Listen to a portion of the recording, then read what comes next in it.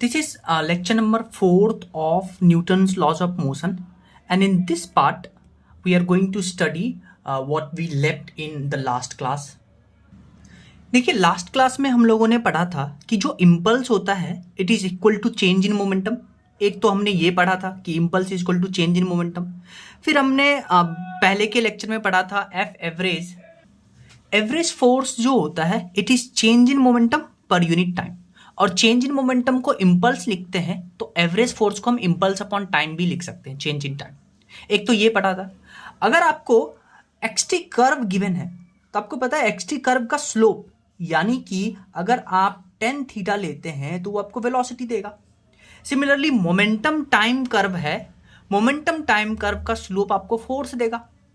और अगर आपके पास फोर्स टाइम कर्व है, फोर्स टाइम कर्व है तो इसका एरिया आपको इंपल्स देगा, और इंपल्स चेंज इन मोमेंटम के बराबर होता है तो ये चेंज इन मोमेंटम भी देगा। और एक हमने पढ़ा था मास फ्लो रेट, यानी कि एक पाइप में पर यूनिट टाइम कितना वाटर या किसी लिक्विड का मास फ्लो कर रहा है उसको बुलाते हैं मास फ्लो रेट, जो इक्वल आता था area of pipe, velocity of liquid, जिस वेलोसिटी से लिक्विड फ्लो कर रहा है, इनटू डेंसिटी ऑफ लिक्विड। इसको बुलाते हैं मास पर यूनिट टाइम, जिसको मास फ्लो रेट बुलाते हैं। उसी मास फ्लो रेट पे आइए एक क्वेश्चन करके देखते हैं। इसमें क्या बोला आपको कि एक वाटर का जेट इस पाइप के थ्रू हम इस वॉल पे at an angle theta throw करते हैं, ठीक है। जो पाइप का क्रॉस सेक्शन एरिया है वो ए है, ठीक है। और फिर वो रिबाउंड कर जाता है इलास्टिकली, और आपको बोला है the velocity of water of density rho is v, बोला है force exerted on the wall. देखिए आपको पूछा है फोर्स कितना एक्सर्ट किया इस वाटर जो पाइप के थ्रू जा रहा है, जो वॉल पे स्ट्रक कर रहा है। तो देखिए फोर्स एक्सर्टेड निकालना है, that is change in momentum पर यूनिट टाइम। इस सिचुएशन को आप कंपेयर करिए इस सिचुएशन से कि एक बॉल को हम v वेलोसिटी से फेंकते हैं एट एन एंगल थीटा, और वो रिबाउंड करता है सेम वेलोसिटी थीटा से। तो यहां चेंज इन मोमेंटम हम पहले निकाल के आ चुके हैं 2mv cos थीटा। सिमिलरली ये जो चेंज इन मोमेंटम है हम यहां पे भी यूज कर सकते हैं, ठीक है। तो चेंज इन मोमेंटम आ गया 2mv cos थीटा। अब देखिए एफ एवरेज निकालना है, चेंज इन मोमेंटम पर unit time, change in momentum 2mv cos theta. अब ये जो मास पर यूनिट टाइम है यही तो मास फ्लो रेट है, और हम पढ़ के आते हैं कि मास पर unit time mass flow rate जो है वो area of pipe, velocity of liquid and density of liquid के बराबर आता है। तो मास पर यूनिट टाइम की जगह पे ये लिखे तो एवरेज फोर्स जो पानी वाटर दीवार पे स्ट्राइक कर रहा था वो इस फोर्स से स्ट्राइक करेगा। तो याद रखिएगा मास फ्लो रेट, मास पर यूनिट टाइम का क्या फॉर्मूला होता है, area of cross section, velocity of liquid and density of liquid. और ये एक कॉन्सेप्ट याद रखिएगा कि अगर बॉल एंगल थीटा पे एक वॉल से टकराता है, ये थीटा हॉरिजॉन्टल से होना चाहिए, ये इंपॉर्टेंट पॉइंट है। तो यहाँ चेंज इन मोमेंटम आता है 2mv cos थीटा। अब यहीं पे अगर बॉल नॉर्मली स्ट्राइक करेगा तो थीटा 0, और आपको पता है cos 0 1 होता है, तो चेंज इन मोमेंटम 2mv के बराबर आता था। नेक्स्ट क्वेश्चन देखिए, इसमें बोला है कि एयर जिसका डेंसिटी आपको इतना दे रखा है, और ये क्या करता है, एयर वॉल पे स्ट्राइक करता है, और इस वॉल का आपको डायमेंशन दे रखा है। तो वॉल आपको रेक्टेंगुलर वॉल दे रखा है, तो यहां से आप एरिया कैलकुलेट कर सकते हैं, लेंथ इनटू ब्रेथ। तो एरिया आ गया वॉल का इतना, और जिस वेलोसिटी से एयर वॉल को स्ट्राइक कर रहा है वो वेलोसिटी आपको गिवन है। तो आपसे पूछा है कि force exerted by air on the wall. अब आप यहां पे हम क्या करेंगे, एक थोड़ा सा कन्वेंशन लेके चलेंगे, या आप मान लीजिए कि हम एक चीज यहां सोचेंगे कि जब ये एयर वॉल से टकराया तो इसके पास इनिशियल वेलोसिटी कुछ था, लेकिन जब ये एयर वॉल से टकराएगा तो इसका फाइनल वेलोसिटी हम 0 मान के चलेंगे। तो आपको निकालना है फोर्स। आपको पता है फोर्स जो होता है that is change in momentum upon change in time. हमें निकालना है चेंज इन मोमेंटम, यानी कि P final minus P initial.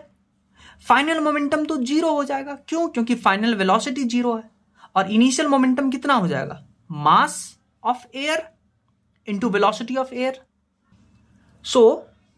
Change in momentum, final momentum 0, initial momentum mv, तो चेंज इन मोमेंटम आ गया mv के बराबर। तो यहाँ F average delta P upon delta P की जगह पे mv रखिए, और यहाँ जो मास पर यूनिट टाइम है उसका फॉर्मूला होता है रो ए वी। अगेन मैं आपको वापस बताता हूं, A for area, v for velocity of liquid and rho for density of liquid into velocity, तो आपके पास एफ एवरेज आ जाएगा। अब आपको एरिया भी गिवन है, वेलोसिटी ऑफ एयर भी गिवन है, डेंसिटी ऑफ एयर भी गिवन है, वैल्यू पुट करिएगा, आपके पास आंसर आएगा। अब इस क्वेश्चन को करने से पहले कॉन्सेप्ट सीखिए कि अगर आपके पास मोमेंटम कर्व गिवन है और मोमेंटम कर्व का अगर आप स्लोप निकालते हैं तो आपको पता है फोर्स देता है, और स्लोप मतलब tan थीटा। अब आप देखिए आपके पास दो क्वेश्चन है और मोमेंटम टाइम ग्राफ आपको गिवन है, तो आपको बोला है कि ए जो वेक्टर है इसका बेसिकली आप निकालिए, रेशियो निकालिए, ratio of forces on particle A and B, इस ए पार्टिकल पे फोर्स और बी पार्टिकल का उसका रेशियो।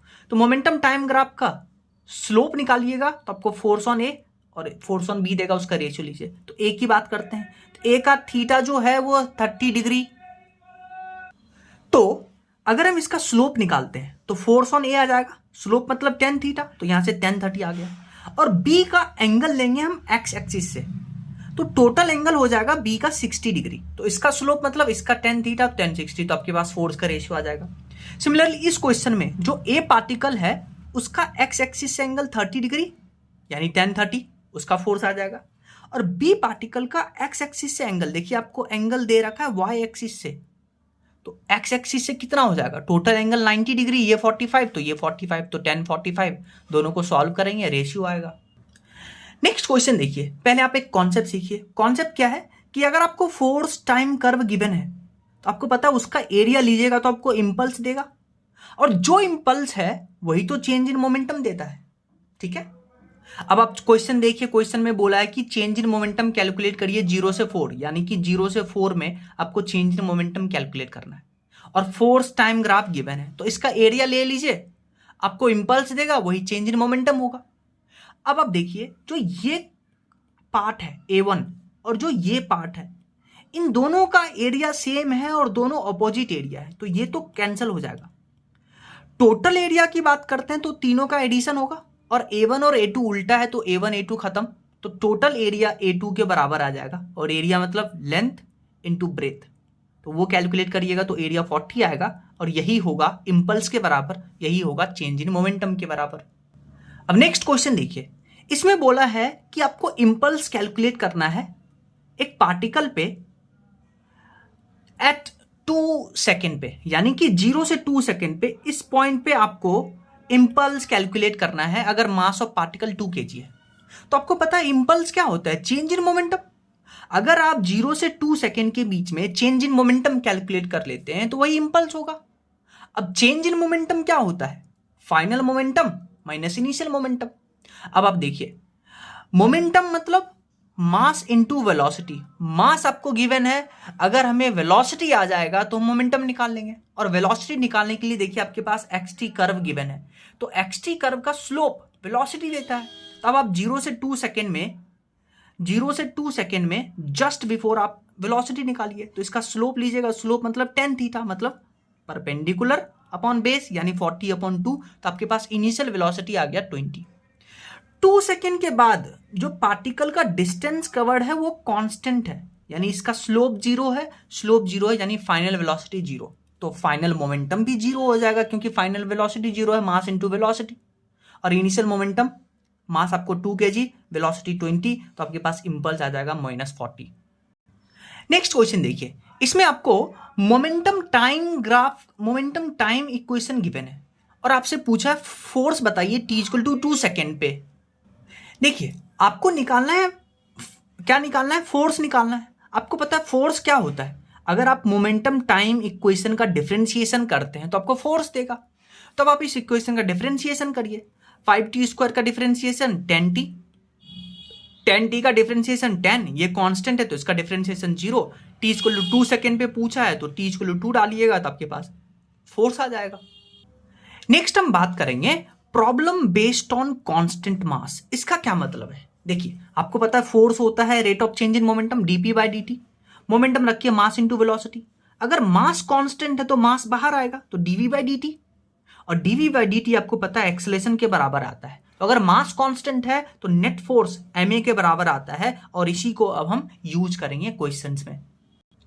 जैसे आप इस क्वेश्चन को देखिए, इसमें बोला है कि एक आपके पास ऑब्जेक्ट है जिसका मास 2 kg है और ये 5 मीटर पर सेकेंड की स्पीड से राइट की तरफ जा रहा है, और बोला finally it comes to rest on horizontal surface in 2 second, यानी 2 सेकेंड बाद ये रेस्ट पे आ जाता है, यानी final velocity 0, initial 5 meter per second था। ठीक है, तो आपसे पूछा find amount of horizontal force needed to keep it moving with constant velocity. आपको बताना है फोर्स कितना इस पे रिक्वायर्ड होगा ताकि इसको कांस्टेंट वेलोसिटी से मूव करवाए। पहले तो आप ये सोचिए कि ये जो ऑब्जेक्ट था ये रेस्ट पे क्यों आया। रेस्ट पे क्यों आया? क्योंकि आगे जा रहा था, तो हो सकता है इसके ऊपर कोई पीछे से फोर्स लग रहा होगा, तभी तो रेस्ट पे आया। आइए ये फोर्स कैलकुलेट करते हैं कि इस पे कितना फोर्स लग रहा होगा। तो पहले इस फोर्स को कैलकुलेट करने के लिए एफ नेट आप लगाइएगा मास इंटू एक्सेलरेशन, तो आपको एक्सेलरेशन चाहिए। एक्सेलरेशन लगाने के लिए हम न्यूटन्स इक्वेशन लगाएंगे, v equal to u plus a t. Final velocity 0, initial 5 था, एक्सेलरेशन निकालना है, 2 सेकेंड में वेलोसिटी 0 हुआ तो एक्सेलरेशन आपके पास आ गया -2.5। एक्सेलरेशन आ गया तो यहां पे हम रिटार्डिंग फोर्स कैलकुलेट करेंगे -5 न्यूटन। ये 5 न्यूटन फोर्स इस ऑब्जेक्ट पे लग रहा है, तभी ये फाइनली रेस्ट पे आता है। तो अगर आपको कांस्टेंट वेलोसिटी से उसको मूव करवाना है तो इस फोर्स के इक्वल राइट साइड में अगर हम एक फोर्स लगा दे तो ये कांस्टेंट वेलोसिटी से मूव करेगा। यानी 5 न्यूटन पीछे लग रहा था, इस पे 5 न्यूटन आप आगे लगा दीजिए, तब ये कांस्टेंट वेलोसिटी से मूव करेगा। क्योंकि अगर इससे ज्यादा वेलोसिटी अगर आपने दे दिया तब तो पार्टिकल एक्सेलरेट करेगा, पर हमें कांस्टेंट वेलोसिटी से ले जाना है, इसलिए 5 न्यूटन ही लगाएंगे। अगर 5 न्यूटन लगाएंगे तो फिर फोर्स आ जाएगा। फिर तो आंसर आ गया हमारे पास कि यही 5 न्यूटन आंसर है, amount of horizontal force needed to keep it moving with constant velocity. Next question देखिए, इसमें बोला है कि 5 फोर्स 1 2 3 4 5 उसको अप्लाई करते हैं 10 kg मास पे, तो आपको एक्सेलरेशन बताना है। तो आपके पास ये जो फोर्स है देखिए एंगल 45 डिग्री पे है, तो इसका कॉम्पोनेंट करिएगा, इधर cos 45 इधर sin 45, तो ये 50 10 60 नीचे 40 और 20 और 50 70 और इधर 50, तो ये देखिए 50 50 तो कैंसिल क्योंकि ऑपोजिट फोर्स है, ऊपर 60 नीचे 20, तो नेट ऊपर 20 हो गया और इधर 20, तो इन दोनों का आप 90 डिग्री पे है तो रिजल्टेंट आ गया 20√2। फिर आपको एक्सेलरेशन निकालना है तो ये फॉर्मूला यूज करिएगा, एक्सेलरेशन आ जाएगा। नेक्स्ट क्वेश्चन देखिए, इसमें बोला है कि 2 perpendicular forces of magnitude 3 newton and 4 newton are applied on object of mass 1 kg, find out acceleration of the object.